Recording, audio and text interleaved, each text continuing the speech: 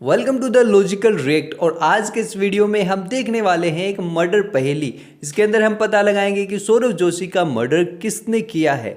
आखिर कौन है जिसने सौरव जोशी का मर्डर किया है, हम इसका पता लगाएंगे। मैं आपको पहले ही बता दूं कि मैंने इस वीडियो को अभी तक नहीं देखा है। फिर आप कमेंट करोगे कि भाई तूने तो वीडियो को पहले ही देख लिया था, इसलिए तुझे पता है कि किसने मर्डर किया है। तो ऐसा कुछ नहीं है, चलिए वीडियो स्टार्ट करते हैं। एक दिन सौरव बाजार में कुछ सामान लेने के लिए गया था।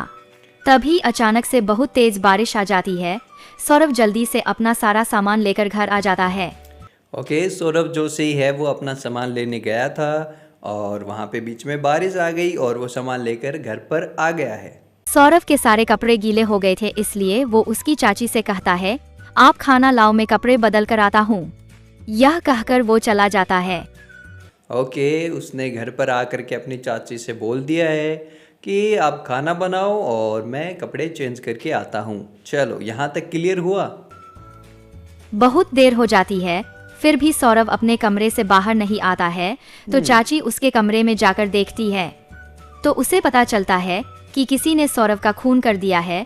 ओह, सौरव का मर्डर हो गया है। जब तक चाची ने खाना बनाया और वो बाहर नहीं आया, मतलब मर्डर हो गया है। अब आगे वो जल्दी से पुलिस को बुलाती और सारे घर वालों को भी बुलाती है। जब सौरव का खून हुआ था तब घर में चाची, कुणाली, पीयूष और साहिल ही थे। पुलिस उन चारों से पूछती है कि जब खून हुआ तब तुम सब क्या कर रहे थे। चाची बोलती है, मैं सौरव के लिए खाना बना रही थी। चाची उस समय खाना बना रही थी सौरव के लिए। कुणाली बोलता है कि मैं तो कमरे में टीवी देख रहा था। ओहो, कुणाली उस समय टीवी देख रहा था। साहिल कहता है, मैं तो बाहर गार्डन में घास काट रहा था। और लास्ट में पीयूष बताता है कि मैं तो अपने कमरे में पढ़ाई कर रहा था। साहिल है वो घास काट रहा था और बचा पीयूष, पीयूष है वो पढ़ाई कर रहा था। उन सब को बातें सुनकर पुलिस को पता चल जाता है कि सौरव का खून किसने किया। तो क्या आप बता सकते हैं कि कौन खूनी है? ओके, फाइनली अपने पास 4 सस्पेक्ट हैं। चाची ये तो खाना बना रही थी, इनको अलग करते हैं। फिर आता है कुणाली। कुणाली टीवी देख रहा था, लेकिन यहाँ पे एक कंडीशन हो सकती है। जब सौरव घर पे आया था तो उस समय बाहर बारिश हो रही थी और उसके कपड़े भी गीले हो गए थे। तो हो सकता है कि अगर बारिश हो रही थी तो बिजली चली जाती है। अगर बिजली नहीं होगी तो कुणाली टीवी कैसे देख सकता है, ये हो सकता है। और दूसरा पीयूष, पीयूष तो अपना पढ़ाई कर रहा है। अगर लाइट नहीं थी तो हो सकता है अंधेरा हो, बट इसको थोड़ा सा हल्के में लेते हैं, इसको साइड करते हैं थोड़ा सा। अब अपना है चौथा सस्पेक्ट साहिल। साहिल भाई घास काट रहा था, तो बारिश में घास काटने वाला सीन थोड़ा सा भाई गड़बड़ लगता है। तो क्या कहते हैं यहाँ पे, कौन है जिसने मर्डर किया होगा?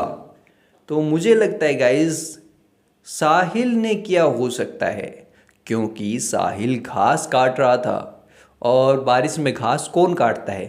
तो चलो देखते हैं कि अपना आंसर सही है। और आपको क्या लगता है, कमेंट में जल्दी से बता दो कि सौरव का मर्डर किसने किया होगा।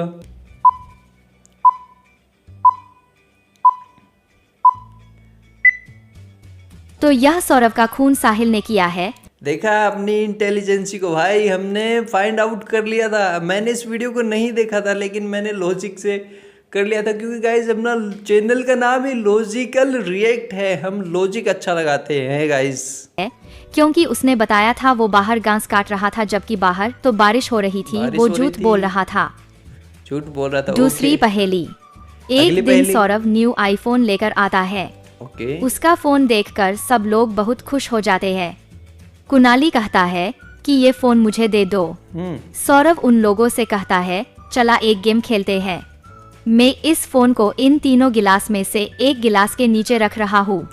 अब ध्यान से देखकर बताना कि वो फोन किस गिलास के नीचे है। अच्छा। ओके, अभी तो बीच वाले के नीचे रख दिया है। अब देखते हैं वो आईफोन कहाँ कहाँ जाता है। जवाब देगा उसे फोन मिल जाएगा। आप लोग भी ध्यान से देखिए। ओके।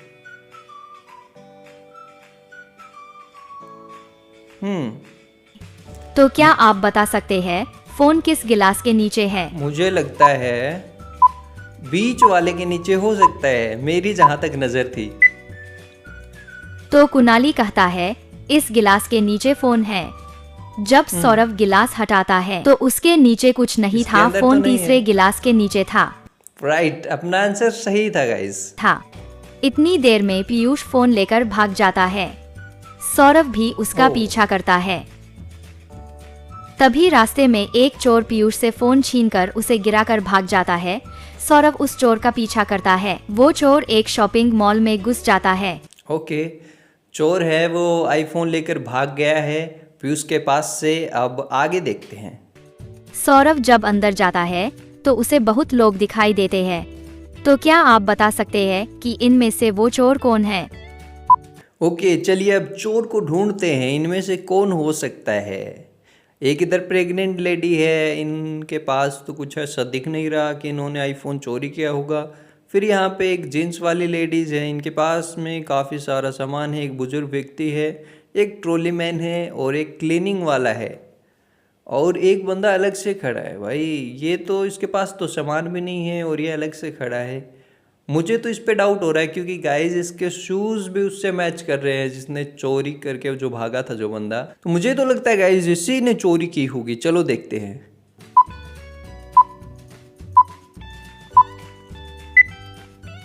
तो यहाँ ये चोर है क्योंकि उसने यहाँ आकर कपड़े चेंज कर लिए थे लेकिन शूज और घड़ी चेंज करना भूल गया। हाँ, घड़ी भी थी। आखिरी पहेली देखते हैं आपका ध्यान कितना था।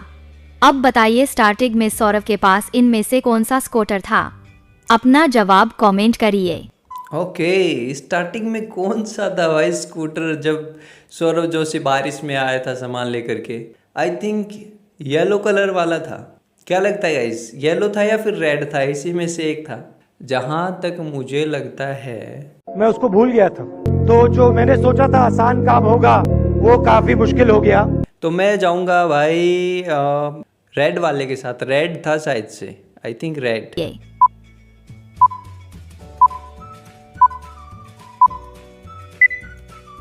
तो इसका सही जवाब है ये। उम्मीद है आपको वीडियो पसंद आया होगा। आपने कितने सवालों का सही जवाब दिया है कमेंट करके बताएं। पहेलियों का सही आंसर दे दिया था गाइस, क्योंकि हमने ऐसे वीडियोस बहुत बनाई पहले इस चैनल पे, आपने देखी होंगी। और किसी वजह से वो जो वीडियोस थी तारक मेहता की वो डिलीट करनी पड़ी। तो अब हम इन पे रिएक्ट करेंगे। और क्योंकि हमें तो पता है, हम तो लॉजिकली पहले से ऐसे वीडियोस बनाते आ रहे हैं, तो हमारे लिए तो इतना मुश्किल नहीं है गाइस। तो हमने तो सॉल्व कर लिया। और गाइस सौरभ जोशी के ऐसे वीडियोस देखने वाला इस चैनल को भी सब्सक्राइब कर सकते हैं। तो मैं मिलता हूँ एक और वीडियो के साथ, तब तक के लिए थैंक यू।